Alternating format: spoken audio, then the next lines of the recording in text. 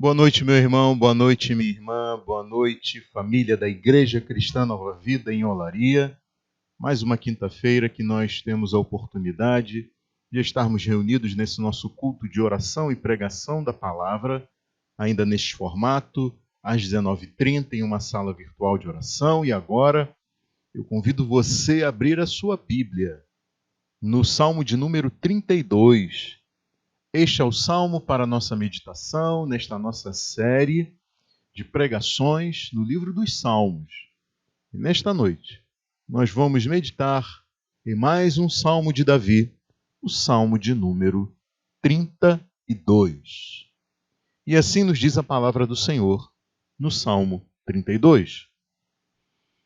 Como é feliz aquele que tem suas transgressões perdoadas e seus pecados apagados. Como é feliz aquele a quem o Senhor não atribui culpa e em quem não há hipocrisia. Enquanto eu mantinha escondidos os meus pecados, o meu corpo definhava de tanto gemer. Pois dia e noite a tua mão pesava sobre mim. Minhas forças foram se esgotando como em tempo de seca. Então, reconheci diante de ti o meu pecado e não encobri as minhas culpas. Eu disse: confessarei as minhas transgressões ao Senhor, e tu perdoaste a culpa do meu pecado. Portanto, que todos os que são fiéis orem a ti, enquanto podes ser encontrado. Quando as muitas águas se levantarem, elas não os atingirão. Tu és o meu abrigo. Tu me preservarás das angústias e me cercarás de canções de livramento. Eu o instruirei e o ensinarei no caminho que você deve seguir. Eu o aconselharei e cuidarei de você. Não sejam como o cavalo ou o burro, que não têm entendimento, mas precisam ser controlados com freios e rédeas. Caso contrário, não obedecem. Muitas são as dores dos ímpios, mas a bondade do Senhor protege quem nele confia. Alegrem-se no Senhor e exultem, vocês que são justos. Cantem de alegria, todos vocês que são retos de coração. Curve sua cabeça, vamos orar. Senhor Deus e Pai, nós te louvamos e te agradecemos por mais esta oportunidade que nos concede de podermos meditar na tua palavra.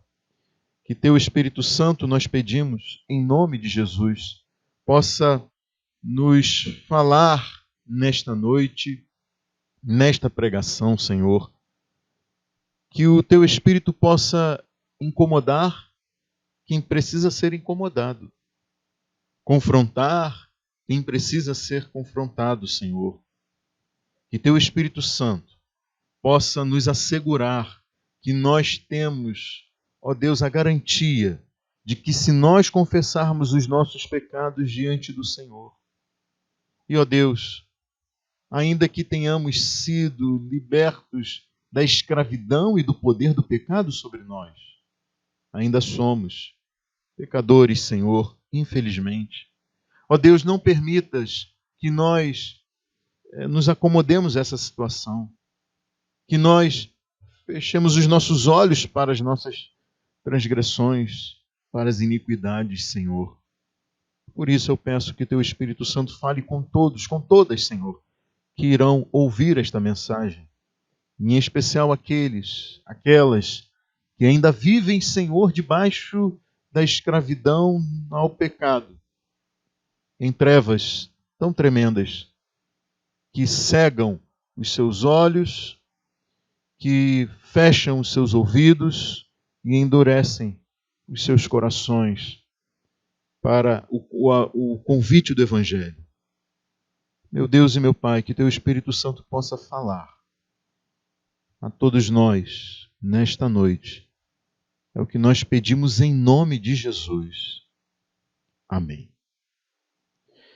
Meus irmãos e minhas irmãs, foi com Francis Schaeffer, pastor, teólogo e filósofo, falecido em 1984, que eu aprendi sobre o abismo que existe entre Deus e a sua criação e, mais ainda, sobre o abismo que existe entre os seres humanos e as demais coisas e seres vivos criados por Deus.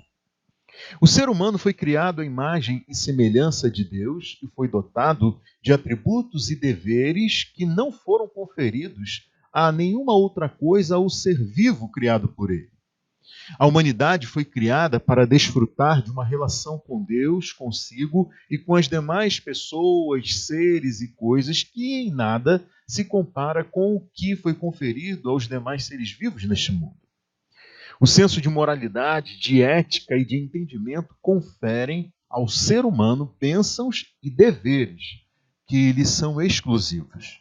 Ainda que existam coisas e seres maiores, mais fortes, mais capazes, mais poderosos que o ser humano, foi ao homem e à mulher que Deus concedeu prerrogativas e competências muito acima de toda a criação.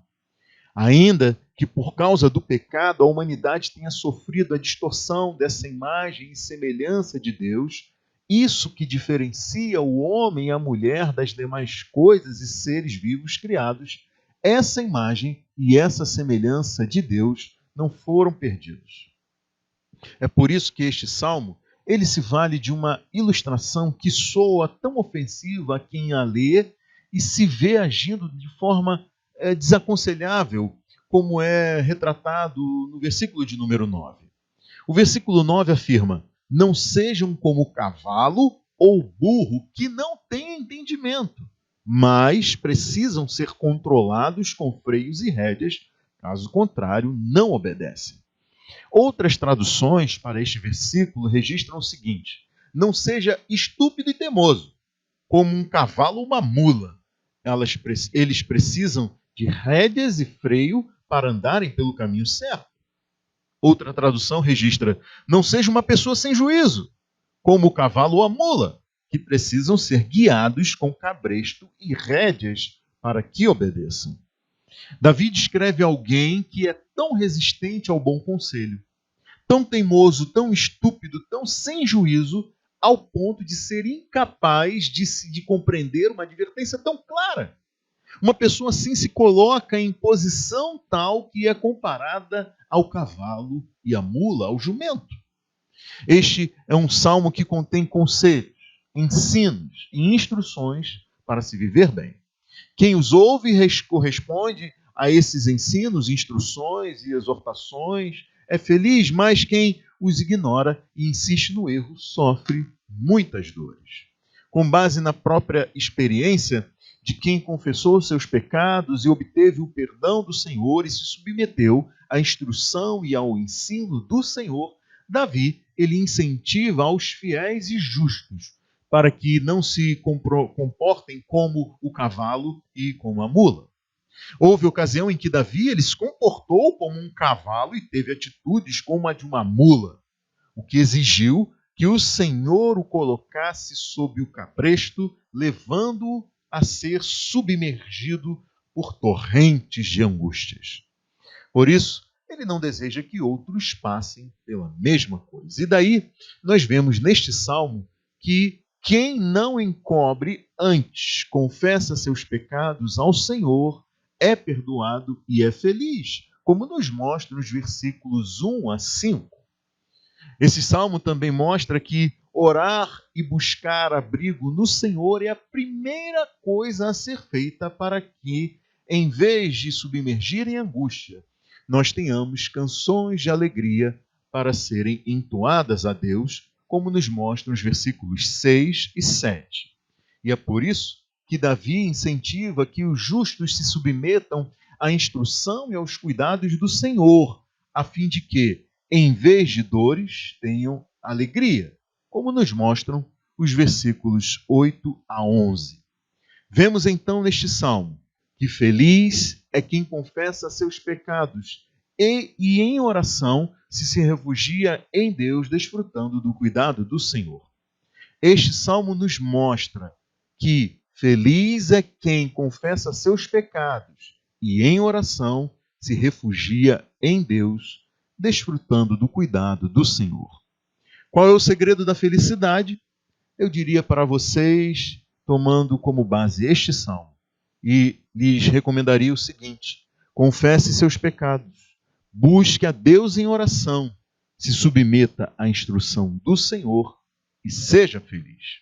É isso que nos mostra este salmo, e nós começaremos a ver esses passos para a felicidade, percebendo que quem não encobre antes, confessa seus pecados ao Senhor, é perdoado e é feliz, como nos mostra nos versículos 1 a 5.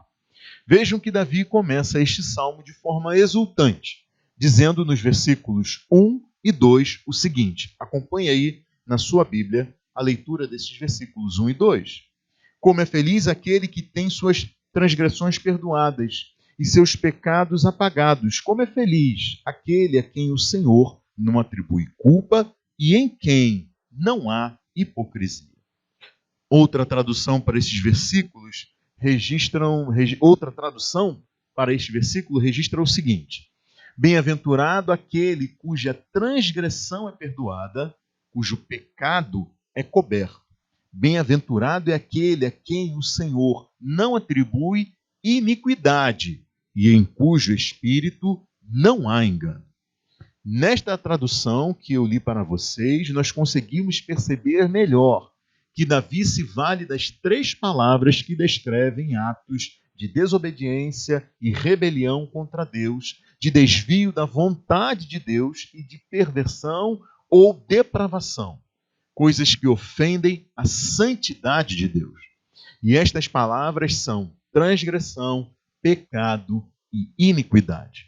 Davi destaca que a pessoa que é perdoada de tão grande ofensa a Deus, desse desvio da vontade boa, perfeita e agradável do Senhor, quem é perdoado de tamanha rebelião contra a autoridade de Deus é certamente muito feliz.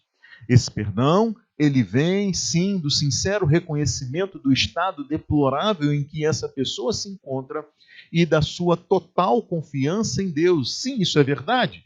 Ainda que, no final das contas, é o Senhor quem não atribui culpa ao pecador arrependido, ainda que, no final de tudo, isso venha dele, venha do Senhor e não de nós. É o Senhor quem não atribui culpa ao pecador arrependido, isso vem dele e não de nós.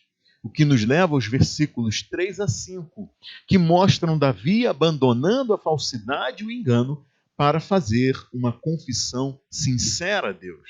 E eu peço que você leia inicialmente os versículos 3 e 4 aí junto comigo. Enquanto eu mantinha escondidos os meus pecados, o meu corpo definhava de tanto gemer, pois dia e noite a tua mão pesava sobre mim. Minhas forças foram se esgotando como em tempo de seca. Meu irmão, minha irmã, chama a atenção a sinceridade de Davi em dizer que tentou manter seus pecados em oculto, tentou mantê-los escondidos, se recusou a confessá-los.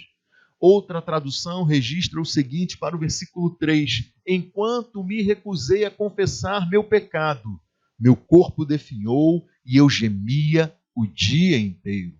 Vejam que por um tempo Davi se calou a respeito dos seus pecados, como mostra outra tradução para este mesmo versículo 3. Enquanto calei os meus pecados, envelheceram os meus ossos pelos meus constantes gemidos todo dia. Talvez ele ainda mantivesse a sua religiosidade, talvez ele ainda mantivesse as aparências, isso com certeza, enquanto que escondia os seus pecados. Só que ele bem sabia o quanto isso o fazia sofrer. Vejam que, comentando sobre este salmo, um pastor escreveu: Davi guardou silêncio sobre o pecado. O próprio pecado, por sua vez, gritava em seu interior e o fazia sofrer diariamente por evidenciar sua vida tomando um rumo tão distante do que deveria. Infelizmente, essa é uma experiência muito comum. Há quem tenha consciência da sua transgressão contra Deus. A pessoa sabe que está desviada da vontade de Deus. Ela tem consciência da perversão dos atos que comete. E eu poderia aqui enumerar algumas dessas situações, dar exemplos sobre isso, mas, meus irmãos e minhas irmãs, eu não farei isso nessa noite. A minha oração é que o Espírito Santo confronte você e traga à sua consciência o que você tem feito, o que tem feito você perder o sentido da vida, ver tudo de forma insossa e fugaz, como uma pequena poça de água que logo evapora no calor do verão. Em vez de eu citar exemplos e deixar tantas situações pecaminosas de fora, fazendo você eventualmente pensar que está fora daquilo que eu disser, em vez disso, eu darei espaço para que o Espírito Santo convença você dos seus pecados, das suas transgressões e das suas iniquidades. Como eu disse, a experiência de Davi, ela é muito comum. Muitos, a despeito da consciência do próprio erro, continuam na prática de pecados. A pessoa pensa que ela está sozinha enquanto se rebela contra a vontade de Deus. Pensa que ninguém está vendo enquanto ignora aquele que sonda os corações e cujos olhos estão sobre todos em qualquer lugar. Às vezes pensando que é a última vez que fará tal coisa e que tomará caminho diferente da próxima vez, a pessoa continuamente cai no mesmo erro, tropeça na mesma pedra, cai no mesmo buraco. Quando advertida, ela reage de forma exaltada, levanta a voz e articula argumentos tolos, ilógicos, sem sentido. Ela se nega a admitir o óbvio. Quando essa pessoa ouve a palavra de Deus que rompe barreiras, como diz o escritor aos Hebreus, como uma espada que penetra e vai ao mais profundo da sua consciência e da sua alma. Quando a palavra de Deus se coloca diante dessa pessoa, como escreve Tiago na sua carta, como um espelho que reflete a real imagem do estado deplorável em que ela se encontra, tal pessoa. Ela recusa, ela fecha os olhos, ela vira de costas, ela rejeita a verdade e então retorna ao lamaçal fétido e corrosivo do pecado, que faz adoecer a alma e o corpo dela enquanto esta pessoa não confessa seus pecados, suas transgressões e suas iniquidades.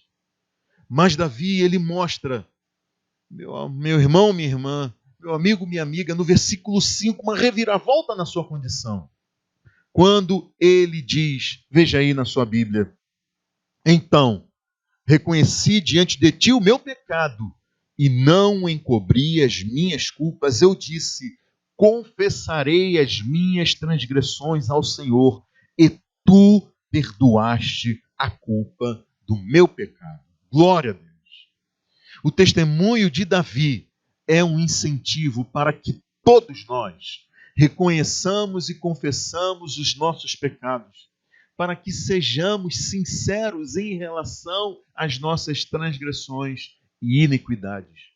Quando Davi faz uso das 3 palavras que identificam a desobediência, a rebelião, o desvio, a perversão e a depravação, que são as palavras transgressão, pecado e iniquidade, ele está se referindo aos nossos pecados por pensamentos, palavras e ações. E ao confessar, conforme mostra a seguinte tradução para o versículo 5, confessei-te o meu pecado e a minha iniquidade, não mais ocultei. Eu disse, confessarei ao Senhor as minhas transgressões, e tu perdoaste a iniquidade do meu pecado. Quando Davi se vale das mesmas 3 palavras usadas nos versículos 1 e 2, ele mostra que ele foi sincero e claro, dando nome e sobrenome aos seus pecados, transgressões e iniquidades. E isso nos ensina que enquanto nós tratarmos os pecados, as transgressões e as iniquidades de modo genérico, em vez de específico, nossa confissão não passará de palavras superficiais que evitam o verdadeiro e necessário confronto conosco quando em oração de confissão diante de Deus. Dizer, Senhor, perdoa todos os meus pecados e passar adiante apressadamente sem uma mínima reflexão que leve você a imaginar Deus à sua frente e lhe perguntando, mas do que você está me falando? Seja específico sobre isso. enquanto você não parar um momento e se ver nessa condição, nessa situação, as suas palavras serão como fumaça que logo se dispersa com o vento. Sua confissão será hipócrita, falsa, enganosa, superficial, dissimulada. E eu lhe peço, não faça isso. Lembre-se, quem não encobre, antes confessa seus pecados ao Senhor, é perdoado e é feliz. Continuando, vejam que em seguida Davi mostra que orar e buscar abrigo no Senhor é a primeira coisa a ser feita, para que, em vez de submergir em angústias, tenhamos canções de alegria para entoar. É o que nos mostram os versículos 6 e 7, e eu convido você, neste momento, a ler esses versículos aí comigo na sua Bíblia. Portanto, que todos os que são fiéis orem a ti, enquanto pode ser encontrado. Quando as muitas águas se levantarem, elas não os atingirão. Tu és o meu abrigo, tu me preservarás das angústias e me cercarás de canções de livramento. A imagem descrita por Davi aqui é de alguém que está no meio de um rio com pouca água correndo, ou até no leito de um rio seco. Essa pessoa está tranquila, caminhando de costas para a montanha onde esse rio tem lá a sua nascente. Nuvens escuras e carregadas cobrem o topo da montanha, mostrando que uma pesada chuva está desabando lá. Mas essa pessoa está de costas e ela não se dá conta quando a tromba d'água que vem descendo da montanha, seguindo o curso do rio, arrastando tudo o que vê pela frente e acaba levando essa pessoa no turbilhão do volume de água da chuva torrencial que já caía lá em cima, lá no alto da montanha. Davi quer nos trazer a ideia de que continuar na prática do pecado fará com que, de uma forma repentina, para a pessoa que está obstinada na prática dos seus pecados, ainda que tudo isso, toda essa angústia já vinha dando sinais claros há tempos do que estava preparado para esta pessoa, ela será submersa e arrastada por angústias na sua vida. As palavras de Davi aqui nestes versículos 6 e 7 soam então para nós como uma sirene, meus irmãos e minhas irmãs, uma sirene de alerta avisando que os fiéis devem se apressar, devem orar e buscar abrigo, devem buscar refúgio no Senhor. Em vez de esconder seus pecados, os fiéis devem se esconder em Deus. Eu repito, em vez de esconder os seus pecados, os fiéis devem se esconder em Deus. Em vez de ser submerso em angústia, celebre com canções de alegria o livramento concedido por Deus em resposta à sua oração, à sua confissão, à sua rendição ao Senhor. Porque feliz é quem confessa seus pecados e em oração se refugia em Deus, desfrutando do cuidado do Senhor. E é justamente isso que nós vemos a seguir neste salmo, quando Davi incentiva para que os justos se submetam à instrução e aos cuidados do Senhor, a fim de que, em vez de dores, tenham alegria, como nos mostram os versículos 8 a 11, e eu convido você a primeiro ler comigo os versículos 8 e 9 aí na sua Bíblia. Eu o instruirei e o ensinarei no caminho que você deve seguir. Eu o aconselharei e cuidarei de você. Não seja como o cavalo ou o burro que não tem entendimento, mas precisam ser controlados com freios e rédeas. Caso contrário, não obedecem. Meus irmãos e minhas irmãs, é Deus quem tem todo o interesse em instruir, ensinar, aconselhar e cuidar dos crentes. Hoje esse papel é desempenhado pelo Espírito Santo que vive em cada pessoa que se arrependeu e creu em Jesus Cristo, o recebendo como Salvador e se submetendo a Ele como Senhor da sua vida. Porém, há diversas advertências àqueles que estão debaixo da aliança com Deus, para que não sejam negligentes em relação aos mandamentos e às ordenanças do Senhor. Os crentes são advertidos para que não apaguem o Espírito, fazendo ouvidos surdos ao que diz o Espírito de Deus. Provérbios 26:3 se vale de uma imagem semelhante à usada por Davi aqui no versículo 9 deste salmo, quando registra: o chicote é para o cavalo, o freio para o jumento e a vara para as costas do tolo. Ser comparado, meu irmão, minha irmã, ao cavalo e ao jumento é chocante. Por isso que Provérbios diz que a vara é destinada para o tolo, aquele que não dá ouvidos, aquele que não dá atenção, aquele que não se volta do seu caminho de pecado, transgressão, iniquidade. Mas infelizmente há pessoas que são tão teimosas e por isso precisam de arreios, freios e chicote para que se acertem, e se assim preciso for, Deus fará isso. Chega a ser, meus irmãos e minhas irmãs, irritante ter de advertir repetidas vezes uma pessoa que teima em continuar fazendo as mesmas coisas erradas, incorrendo nos mesmos erros. Alguém que não aprende nada e nem se esquece de nada. Meus irmãos e minhas irmãs, vejam que isto é recorrente nas Escrituras ao descrever a rebeldia do seu povo. O Senhor usa palavras ofensivas semelhantes em Isaías capítulo 1, versículos 2-4. Ouçam, ó céus, escute, ó terra, pois o Senhor falou. Criei filhos e os fiz crescer, mas eles se revoltaram contra mim. O boi reconhece o seu dono, e o jumento conhece a manjedoura do seu proprietário, mas Israel nada sabe, o meu povo nada compreende.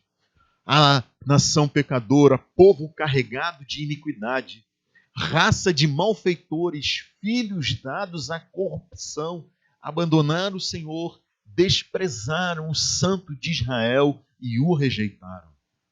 Ah, meus irmãos e minhas irmãs, ao esticar a condição absurda e comparar o ser humano a um animal, seja Deus, seja o profeta, deseja chocar quem o ouve e levar essa pessoa à conscientização dos seus erros, dos seus pecados, da sua rebeldia, do seu desvio da verdade, das suas transgressões e iniquidades. Portanto, eu faço um apelo a você que tem insistido no erro, que se mantém longe da igreja enquanto diz que está tudo bem. Você que se mantém aí rancoroso, rancorosa, meu irmão, minha irmã, deixe isso para trás e reconcilie-se com Deus, é o que eu lhe apelo nesta noite, nesta mensagem. Perceba que, como mostra os versículos 10 e 11, você tem de escolher um de dois caminhos. Versículos 10 e 11 nos dizem: muitas são as dores dos ímpios, mas a bondade do Senhor protege quem nele confia. Alegrem-se no Senhor e exultem, vocês que são justos. Cantem de alegria, todos vocês que são retos de coração. Meus irmãos e minhas irmãs, o ímpio é aquele que vive como se Deus não existisse. É a pessoa que ignora os mandamentos e as ordenanças do Senhor. É alguém que vive conforme seu tolo entendimento, enquanto se opõe à instrução, ao ensino e ao conselho de Deus. O ímpio é a pessoa que anda por caminhos tortuosos enquanto rejeita o caminho do Senhor. O ímpio é o pecador quanto mais, obstinado, duro de coração. O que Davi quer chamar a nossa atenção aqui neste versículo 10 é que se formos como o cavalo ou o burro que despreza a advertência, se desprezarmos as advertências, o ensino e a instrução do Senhor, se nós continuarmos ocultando os nossos pecados, se não confessarmos as nossas transgressões e iniquidades, nós padeceremos tal qual os ímpios em vez de desfrutarmos da bondade do Senhor. Por outro lado, grande alegria está reservada para quem confessa e deixa os seus pecados, recebendo o perdão que vem do Senhor. Feliz é quem confessa seus pecados e em oração se refugia em Deus, desfrutando do cuidado do Senhor. Percebam o contraste animador que Davi registra neste salmo para nos motivar à confissão dos nossos pecados. Uma outra tradução para o versículo 1 registra o seguinte: bem-aventurado aquele cuja transgressão é perdoada e cujo pecado é coberto. E esta mesma tradução registra para o versículo 5 o seguinte: confessei-te o meu pecado e a minha maldade não encobri. O contraste animador, ele se revela na medida em que a palavra usada no versículo 1 para retratar Deus cobrindo o pecado é a mesma usada no versículo 5 para ilustrar Davi encobrindo o pecado. Isso me leva a pensar que a gente tenta pelos nossos esforços, por nossa força de vontade, por nossos recursos mentais, por uma fuga emocional, pelas desculpas que a gente dá, a gente tenta, por estes meios, assim, justificar os nossos pecados e a gente tenta encobrir os nossos pecados. Pensando nisso, eu me lembrei de Adão e Eva que fizeram roupas de folhas para cobrir a nudez deles depois que pecaram contra Deus e se viram nus, viram que estavam nus. Como de costume, Deus foi encontrá-los, mas eles tinham se escondido por medo. O texto de Gênesis registra que eles juntaram folhas de figueira para cobrir-se. Porém, foi necessário que o Senhor Deus fizesse roupas de pele para com elas vestir Adão e Eva. Uma outra tradução diz que eles juntaram folhas de figueira para fazer tangas, mas o Senhor foi quem providenciou roupas de pele para com elas vestir Adão e Eva. E daí a gente aprende que sem a provisão de Deus para cobrir os nossos pecados, nada haverá à nossa disposição que seja capaz de encobrir os nossos pecados. Acabaremos descobertos e escondidos de tanto medo. Isso tem a ver com todos nós. O apóstolo Paulo registra na sua carta aos Romanos que não há nenhum justo, nenhum sequer, que todos pecaram, que não há ninguém que faça o bem, não há nenhum sequer. Ele afirma que as pessoas tentam se justificar diante de Deus por seus esforços próprios, pelo empenho por cumprir certas regras, pelo esforço em obedecer leis e mandamentos. Sejam leis e mandamentos estabelecidos por nós mesmos para a vida em sociedade, sejam as leis e os mandamentos estabelecidos por Deus. Todo esse esforço é vão porque não há um só justo na terra, ninguém que pratique o bem e nunca peque. Não existe no mundo ninguém que faça sempre o que é direito e que nunca é. Veja, se você tiver a menor consciência de que faz coisas erradas, seja por pensamentos, palavras e ações, e que você por isso peca, digamos assim, de forma muito rasa, convenhamos, 3 vezes por dia. Então, fazendo uma conta muito favorável para todos nós, chegaremos ao resultado de que em um ano acumulamos um pouco mais de 1000 pecados. Como vimos, a Bíblia chama esses pecados de transgressões à lei de Deus. Portanto, podemos pensar neles como crimes cometidos contra a perfeita justiça de Deus. Daí pense comigo se as suas birras, pirraças, exigências e malcriações, quando criança, também são pecados egoístas e rebeldes, mas você acha que só se tornou assim uma pessoa pecadora a partir, conscientemente pecadora, a partir dos seus 5 anos de idade. Então, se você tem hoje 15 anos, sua ficha corrida tem mais de 10.000 crimes contra Deus. Se você tem 30 anos, já cometeu mais de 25.000 transgressões contra a vontade de Deus. Se você tem 50 anos, sejamos sinceros, não há nada de bom que você tenha feito que possa compensar seus mais de 45 mil pecados.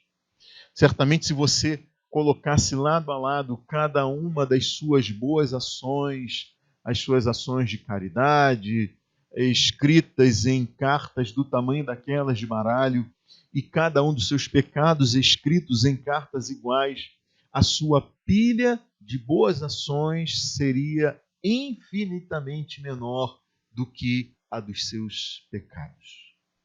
E é diante desse cenário que o apóstolo Paulo registra na sua carta aos Romanos o seguinte: mas agora se manifestou uma justiça que provém de Deus, independente da lei. Justiça de Deus mediante a fé em Jesus Cristo para todos os que creem. Não há distinção, pois todos pecaram e estão destituídos da glória de Deus, sendo justificados gratuitamente por sua graça, por meio da redenção que há em Cristo Jesus. Deus o ofereceu como sacrifício para propiciação mediante a fé, pelo seu sangue demonstrando a sua justiça. No presente, demonstrou a sua justiça, a fim de ser justo e justificador daquele que tem fé em Jesus. O que o apóstolo Paulo quer dizer com isso é que ninguém pode se justificar diante de Deus. Pelo cumprimento de leis e mandamentos, ninguém pode dizer que é um bom cidadão, pagador dos seus impostos, que não deseja o mal para ninguém e que dá a quem precisa como justificativa diante de Deus. É Deus quem providencia o necessário para que não vivamos descobertos e amedrontados. É somente pela fé em Jesus Cristo que uma pessoa pode ser justificada diante de Deus. É somente por meio da fé em Jesus Cristo que os pecados de uma pessoa podem ser cobertos por Deus, cobertos pelo sangue de Cristo, que assumiu esse montão de pecados acumulados por nós, que tomou sobre si todo o pecado da culpa e pagou o preço, pagou a pena, morreu no lugar de pecadores. O animal que foi morto para que da sua pele fossem feitas roupas, para que Adão e Eva pudessem ser cobertos de forma correta, com túnicas, em vez de tangas feitas com folhas de figueira. Esse animal morto para prover a cobertura completa e eficaz ilustra a morte de Jesus Cristo, que cobre de forma completa e eficaz os pecados de quem se arrepende e nele crê. Ou como diz as traduções para o versículo 1 deste Salmo 32, a morte de Jesus Cristo é o meio pelo qual os pecados podem ser apagados. A morte de Jesus Cristo é o meio pelo qual pecados podem ser apagados. Apagados como quem pagou a sua dívida e nada mais tem a dever. Apagados como quem pagou a pena condenatória e nada mais deve à justiça, ainda que neste caso tenha sido Jesus quem pagou esta dívida, tenha sido Jesus quem pagou esta pena condenatória. É Deus, então, quem acredita a justiça necessária para apagar a ficha corrida de pecados de quem crê em Cristo. E é por isso que o apóstolo Paulo cita os versículos 1 e 2 deste Salmo 32, ao dizer que pecadores são justificados não por suas obras, mas pela fé em Jesus Cristo. Ele escreveu em Romanos 4, versículos 6 e 8, citando este Salmo 32. Davi diz a mesma coisa quando fala da felicidade do homem, a quem Deus acredita justiça independente de obras. Como são felizes aqueles que têm as suas transgressões perdoadas, cujos pecados são apagados. Como é feliz aquele a quem o Senhor não atribui culpa. É por isso que eu digo a você, meu amigo, minha amiga, meu irmão, minha irmã, que porventura vem tentando encobrir os seus pecados, ouça o que o apóstolo João diz. Se afirmarmos que estamos sem pecados, enganamos a nós mesmos e a verdade não está em nós. Se confessarmos os nossos pecados, Ele é fiel e justo para perdoar os nossos pecados e nos purificar de toda injustiça. Se afirmarmos que não temos cometido pecado, fazemos de Deus um mentiroso e a sua palavra não está em nós. O orgulho é o grande empecilho para confessarmos os nossos pecados. Certa vez eu ouvi que a nossa relação com Deus está mais para uma consulta médica do que para uma entrevista de emprego. Isso porque na entrevista de emprego você quer mostrar o quão bom é, o quão boa você evita falar dos seus defeitos, das suas fragilidades, evita falar de coisas ruins, mas quando você vai a uma consulta médica, você diz tudo que está ruim, fora do lugar, porque quer ficar bom, você não quer sofrer mais. E daí eu lhe pergunto, o que você quer, meu irmão, minha irmã? Qual caminho você vai tomar? E aí, meu irmão, minha irmã, o que você vai fazer diante dessa pregação, dessa mensagem? Até quando você vai continuar agindo como se fosse um cavalo, um burro, um jumento? Até quando você vai ficar agindo como se fosse uma mula? Até quando você vai agir como se fosse um louco que se joga do 21º andar de um prédio sem paraquedas e chega ao 7º andar dizendo, não, até aqui está tudo bem. Meu Deus do céu, meu irmão, minha irmã, o que você quer? O que você quer? Até quando você vai dar desculpas? Até quando você vai continuar evitando, negando, rejeitando o que é óbvio? Até quando? Será realmente necessário que Deus conduza você com arreios, cabresto e chicote de volta à lucidez, à vida, à comunhão e à graça dele? Com todo o amor por você eu lhe digo, dê meia volta, retorne, volte à igreja, arrependa-se, confesse seus pecados, transgressões e iniquidades. Eu creio na palavra do Senhor que diz, venham, todos vocês que estão com sede, venham às águas, e vocês que não possuem dinheiro algum, venham, comprem e comam. Venham, comprem sem custo. Por que gastar dinheiro naquilo que não é pão? E o seu trabalho árduo naquilo que não satisfaz? Escutem-me, escutem-me e comam o que é bom, e a alma de vocês se deliciará com a mais fina refeição. Deem ouvidos e venham a mim, ouçam-me para que a sua alma viva, assim diz o Senhor. Busquem o Senhor enquanto é possível achá-lo, clamem por ele enquanto está perto. Que o ímpio abandone o seu caminho e o homem mau os seus pensamentos. Volte-se ele para o Senhor, que terá misericórdia dele. Volte-se para o nosso Deus, pois ele dá de bom grado o seu perdão. Pois seus pensamentos não são os pensamentos de vocês, nem os seus caminhos são os meus caminhos, declara o Senhor. Assim como os céus são mais altos do que a terra, também os meus caminhos são mais altos do que os seus caminhos, e os meus pensamentos mais altos do que os seus pensamentos. Assim como a chuva e a neve descem dos céus e não voltam para eles, sem regarem a terra e fazerem-na brotar e florescer, para ela produzir semente para o semeador e pão para o que come, assim também ocorre com a palavra que sai da minha boca. Ela não voltará para mim vazia, mas fará o que desejo e atingirá o propósito para o qual eu a enviei. É o que nos diz Isaías no capítulo 55, nos versículos 1 até o de número 11. E por isso eu lhe digo, não se levante de onde você está da mesma forma. Por amor a Cristo eu lhe suplico, reconcilie-se com Deus. Deus tornou pecado por nós aquele que não tinha pecado, para que nele nos tornássemos justiça de Deus. É o que o apóstolo Paulo registra na sua segunda carta aos Coríntios, no capítulo de número 5. E a você, meu amigo, minha amiga, que pensa que conseguirá se justificar diante de Deus pelos seus próprios esforços, ou por meio de sua religião, ou por suas boas obras de caridade, eu lhe digo mesmo que o apóstolo João: quem crê em Jesus Cristo tem a vida eterna, já quem o rejeita não verá a vida, mas a ira de Deus permanece sobre ele.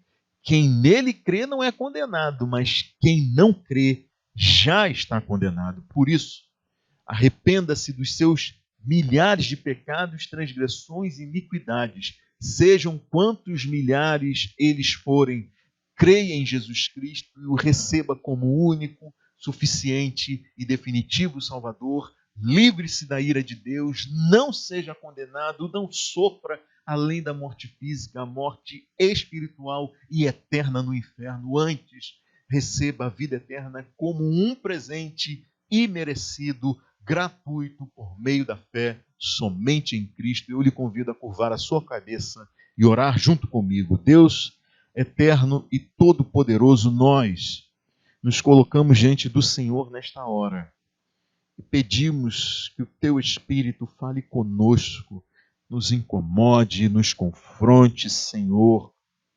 Ajuda-nos, ó Deus, a não sermos e agirmos como tolos, ó Pai, a ponto de sermos tratados de forma tão indigna como descreve a Tua palavra, aqueles que insistem no erro.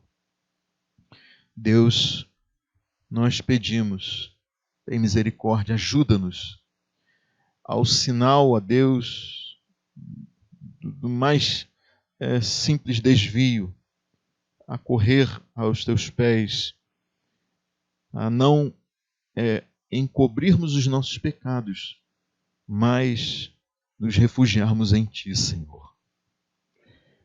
Ó Deus eterno, que aquelas que ouviram esta pregação possam, ainda depois desta breve oração de encerramento, se colocarem diante do Senhor, falarem com o Senhor, se reconciliarem contigo. E aqueles que ainda não fizeram isso em momento nenhum ao longo da sua vida possam, nesta hora, se render aos Teus pés. Ó Deus, confessarem seus pecados e clamarem pela Tua misericórdia para as suas vidas. É o que eu te peço, em nome de Jesus. Amém. Boa noite, meu irmão, minha irmã, meu amigo, minha amiga. Até a semana que vem, se Deus assim nos permitir.